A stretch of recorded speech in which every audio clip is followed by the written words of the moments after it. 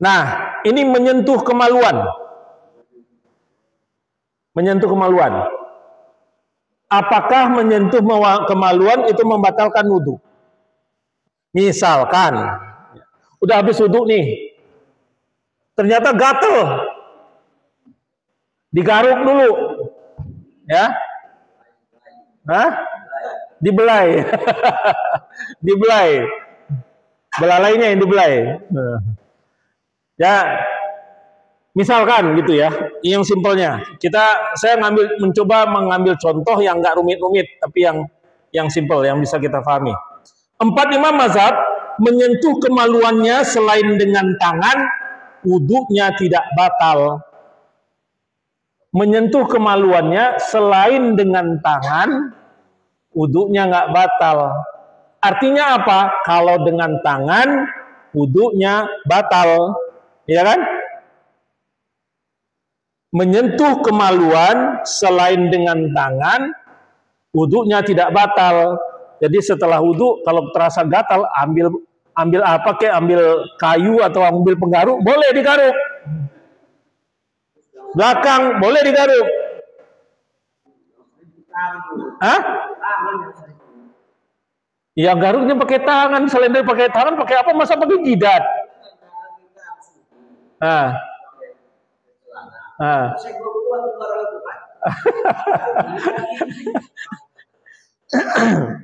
Nah, nanti kita lihat tangan yang mana nih, tangan yang mana, ya, bagian tangan yang mana yang dibolehkan, yang masih dibolehkan.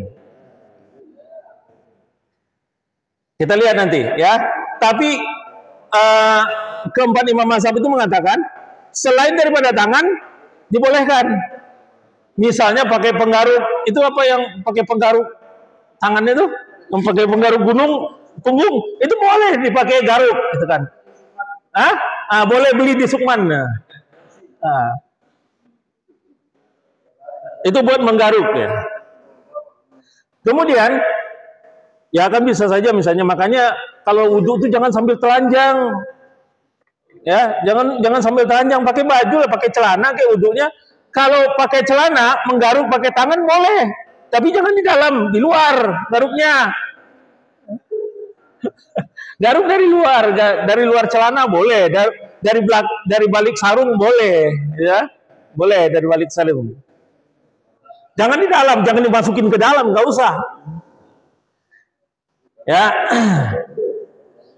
dalam mazhab Hanafi, dengan sisi tangan mana saja dia menyentuh, wudhunya batal secara mutlak. Ini Hanafi, ya, mau pakai punggung tangan atau mau pakai telapak tangan, itu wudhunya batal menurut Hanafi, ya. Beda sedikit dengan Syafi'i, membatalkan wudhu jika sentuhan dengan telapak tangan bagian dalam, telapak tangan bagian dalam, ya, tanpa penghalang, baik disertai syahwat atau tidak. Jadi di dalam mazhab Syafi'i, menyentuh kecuali dengan telapak tangan itu boleh, tidak membatalkan wudhu. Jadi kalau gatal, ininya begini garuknya gitu, pakai punggung tangan. Pakai punggung tangan, jangan pakai telapak tangan, ya.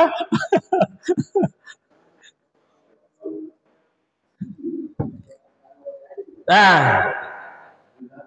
itu dalam mazhab Syafi'i, ya. Kalau mazhab Hanafi, mau pakai punggung tangan, mau pakai telapak tangan, batal, ya.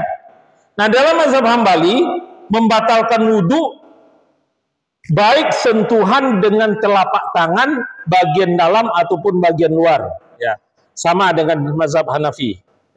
Wudhu mau telapak tangan ataupun punggung tangan, sama saja, ya. Kalau di dalam mazhab Maliki baru batal wudhunya kalau disertai dengan syahwat, ya. Kalau nggak disertai dengan syahwat, nggak apa-apa di dalam mazhab Maliki. Tapi jangan garuk sampai merasa nikmat juga kan. Nah, itu syahwat lah namanya kan, ya. Jadi ini beda, ya, beda fatwa tentang wudhu. Kenapa berbeda-beda? Ya karena masing-masing mazhab ambil dalil dari yang berbeda-beda juga. Fatwa-fatwanya didasarkan pada dalil yang berbeda. Kan tidak juga ada hadis yang langsung kepada Rasulullah menyebutkan harus pakai punggung tangan kalau garuk, nggak boleh pakai telapak tangan, nggak ada hadisnya. Jadi dalil ini diambil dengan fatwa-fatwa ini dihasilkan dari dalil-dalil yang menyerupai, ya, yang mirip, ya. Dan itu yang bisa melakukan hanya orang-orang yang memang sudah di tahap mujtahid. Kemudian sebab dan berkenaan dengan hadis menyentuh kemaluan orang lain. Kalau yang tadi itu adalah kemaluan sendiri, ya. Kalau yang tadi itu adalah kemaluan sendiri. Nah, kalau yang ini adalah menyentuh kemaluan orang lain, ya. Saya nggak detilkan ini, susah nih saya mendetilkannya, ya. Kemaluan siapa? Syafi'i dan Hambali tidak membatalkan wudhu, ya. Di dalam mazhab Syafi'i dan Hambali, kalau menyentuh kemaluan orang lain itu tidak membatalkan wudhu. Tetapi di dalam mazhab Maliki tidak membatalkan wudhu jika yang menyentuh anak kecil, ya. Tidak membatalkan wudhu jika yang menyentuh anak kecil. Dalam mazhab Hanafi tidak membatalkan wudhu siapapun yang disentuh, ya, siapapun yang disentuh. Jadi beda mazhab Syafi'i dan Hambali di menyentuh kemaluan orang lain itu tidak membatalkan wudhu. Misal kemaluan istri, bukan kemaluan sendiri yang dipegang, tapi kemaluan istri misalnya. Nah ini nggak ada yang di bawah 17 kan? Ada. Ada juga 71. Jadi kalau menyentuh kemaluan istri di dalam mazhab Syafi'i dan Hambali enggak membatalkan wudhu. Kalau di dalam mazhab Maliki hanya menyentuh kemaluan anak kecil, itu yang tidak membatalkan wudhu. Kalau orang sudah dewasa membatalkan wudhu.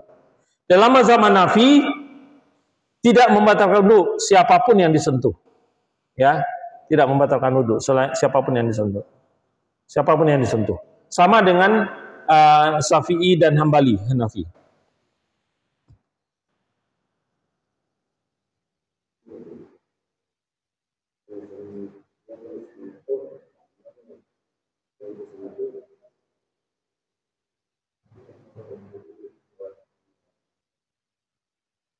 Ini tadi sama dengan yang tadi, ya. Kemudian memegang dubur. Di dalam mazhab Hanafi dan Maliki tidak membatalkan wudu. Dubur yang mana, Pak? Dubur belakang, ya. Dubur belakang. Hanafi dan Maliki tidak membatalkan wudu. Syafi'i dan Hambali ini membatalkan wudu. Jadi misalkan setelah wudu pegang belakang, ngerasain, tadi saya ini enggak ya? Nah ini kalau di dalam mazhab Syafi'i dan Hambali membatalkan wudu, wudunya batal. Kemudian dalam mazhab Hanafi dan Maliki ini tidak membatalkan wudu, boleh. Ini yang langsung, ya, bukan melewati kain, ya. Kemudian bersentuhan laki-laki dan perempuan. Bersentuhan laki-laki dan perempuan. Di dalam mazhab Syafi'i membatalkan wudu dalam keadaan apapun tanpa penghalang kecuali muhrim. Ya. Bersentuhan laki-laki dan perempuan membatalkan wudu dalam keadaan apapun tanpa penghalang kecuali muhrim. Ya. Di dalam mazhab Maliki dan Hambali batal wudu jika disertai syahwat. Kalau nggak disertai syahwat, tidak batal, ya. Di dalam mazhab Hanafi tidak membatalkan wudu kecuali berakibat menegangkan zakar. Ini bahasanya frontal. Ya saya tinggal ngambil bahasanya aja. Ya, bahasanya seperti itu ya begitu gitulah. Jadi kalaupun nggak nyampe, bahasa kita apa ya, ngaceng lah gitu ya. Kalau nggak sampai ngaceng ya nggak apa-apa gitu. Dalam mazhab Hanafi tidak membatalkan wudhu kecuali ngaceng gitu kan. Kecuali ngaceng. Kalau Maliki dan Hambali tidak batal wudhu. Batal wudhunya jika disertai syahwat. Ini bahasa yang lebih halus ya. Disertai syahwat kan belum tentu ngaceng ya. Iya kan? Belum tentu ngaceng. Ada yang, karena macam-macam orangnya kan, ada yang pandangan hidup, ada yang pandangan hidup, ada yang pegangan hidup kan, dipegang baru hidup kan. Tapi kalau dia timbul syahwat, maka wudhunya batal. Ya, Maliki dan Hambali. Hanafi tidak membatalkan wudhu kecuali berakibat menegangkan zakar. Nah, bersentuhan dengan muhrim atau yang halal baginya. Di dalam Syafi'i dan Maliki, orang yang menyentuh dan disentuh sama saja batal wudhunya. Ya, dia bersentuhan dengan muhrim atau yang halal baginya. Ya, orang yang menyentuh dan disentuh sama saja batal wudhunya.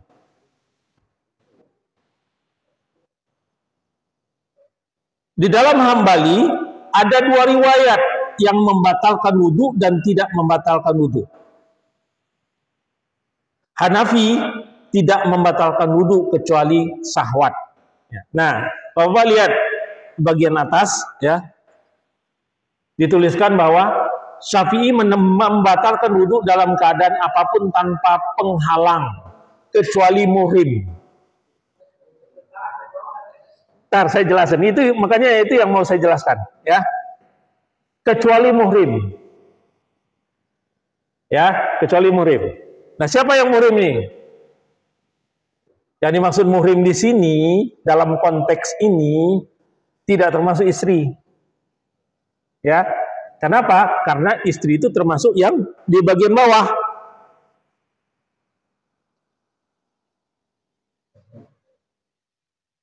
Mana tadi? Bersentuhan dengan muhrim atau yang halal baginya. Yang halal baginya itu istri.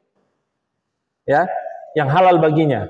Jadi istri itu bukan muhrim secara nasab.